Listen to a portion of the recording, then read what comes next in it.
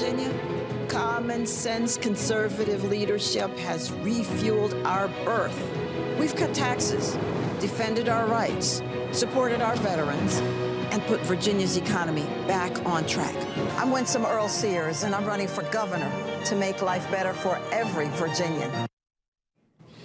She made history in the Commonwealth of Virginia in 2021. Can she do it again? One of the most fascinating figures in American politics today, making a run to succeed popular Virginia Governor Glenn Youngkin. I'm joined by the Lieutenant Governor of Virginia and candidate for Governor, Winsome Sears. Governor, it's good to see you.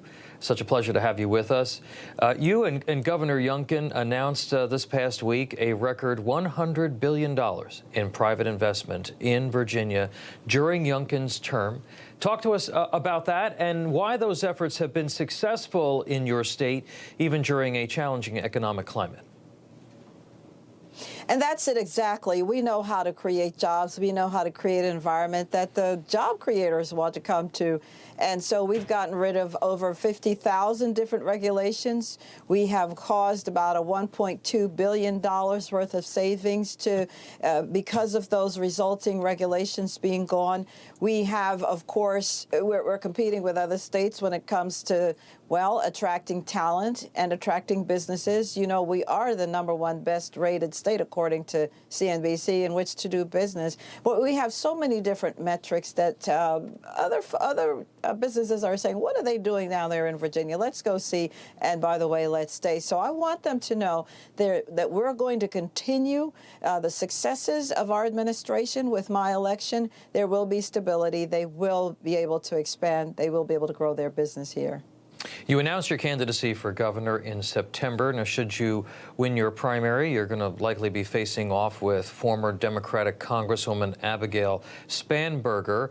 Latest polls show her with a slight edge. It is far out, certainly, from the election. One of the big issues in the campaign looks like it's going to be worker freedom. And you just talked about job creation. In order to continue the trend of private sector investment that the state has seen over the last 4 years, what is your position there on worker freedom, and how does that factor into continuing the economic progress?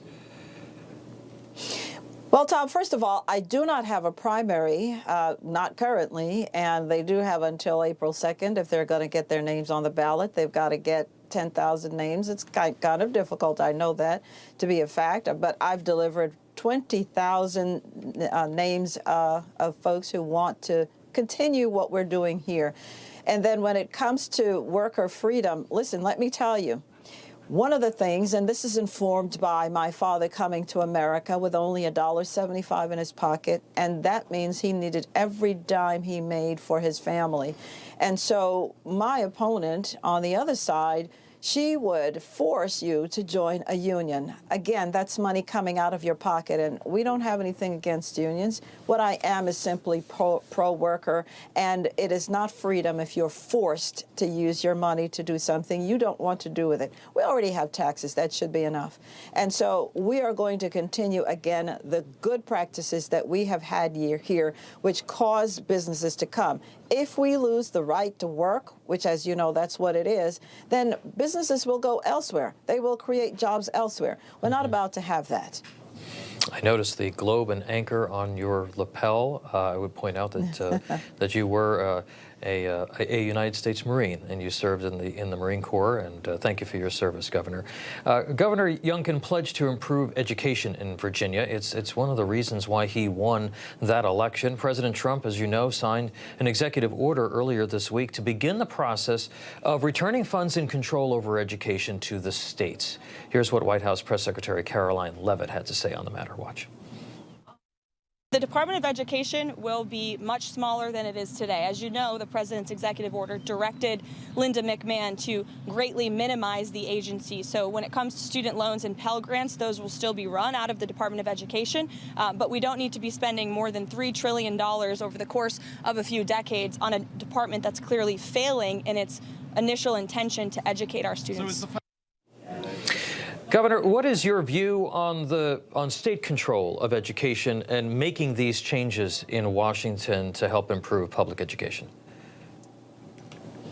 So the state should have always been in total control of its education. I mean, the state existed before the federal government existed, and we are prepared for that in Virginia. That's what leaders do, and in fact, we have been doing the work of being prepared, because when we came into office, as you know, because of the loss experience during COVID, we had to do something that we've never really done before, which is put inordinate amounts of money to bring the kids back up to some level of instruction so that they could be moving forward. In fact, the kids have lost another 2 years because of the response to COVID from the previous Democratic governor having shut our schools down. We brought the schools back by opening them up. My opponent wouldn't have done that. She wanted them open way back in the fall, and no, we didn't do that. We opened them right away in January. And then, of course, we created, tutoring opportunities. We put $30 million in tutoring. We created lab schools, which are innovators of education. We've tried to bring charter schools. The Democrats have stopped us.